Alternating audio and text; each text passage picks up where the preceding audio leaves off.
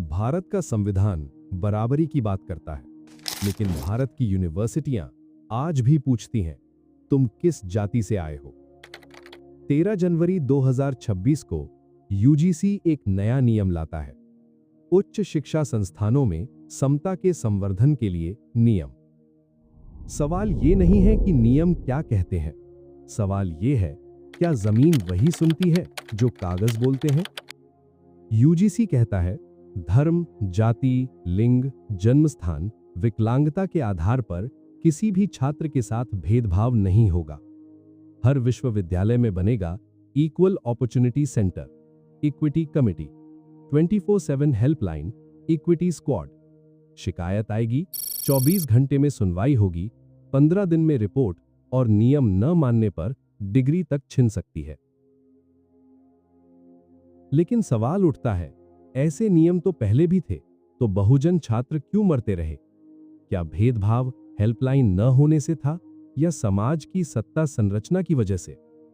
महत्वपूर्ण प्रश्न यह है कि शिकायत किसके पास जाएगी। बिल कहता है, इक्विटी कमेटी का अध्यक्ष संस्थान प्रमुख होगा। वर्तमान सच्चाई ये कि जिस कुलपति की नियुक्ति सरकार या सत्ता समर्थित विचारधारा करती है, क्या वही कुलपति अपने ही सिस्टम के खिलाफ फैसला देगा?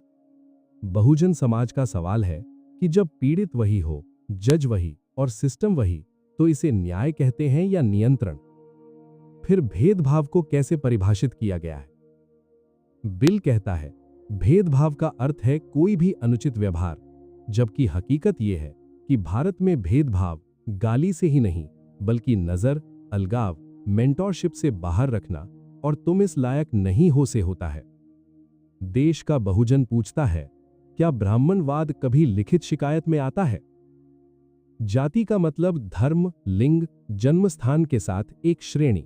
बहुजन समाज की दृष्टि में जाति कोई पहचान नहीं, जाति शक्ति संरचना है। जब आप जाति को सिर्फ एक फैक्टर बनाते हो, तो आप उसकी ऐतिहासिक हिंसा मिटा देते हो। आज का भारत सवाल पूछने वालों से डरता है।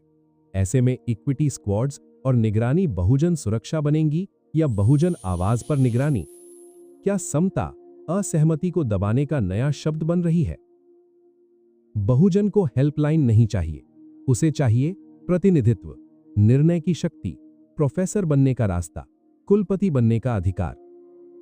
यूजीसी का ये नियम एक शुरुआत हो सकता है, लेकिन अगर सत्ता वही रही, सोच वही रही और ब्राह्मणवाद नियम पालन समिति का अध्यक्ष बना रहा, तो समता सिर्फ कागजों में रहेगी और बहुजन फिर किसी हॉस्टल के कमरे में अकेला मिलेगा।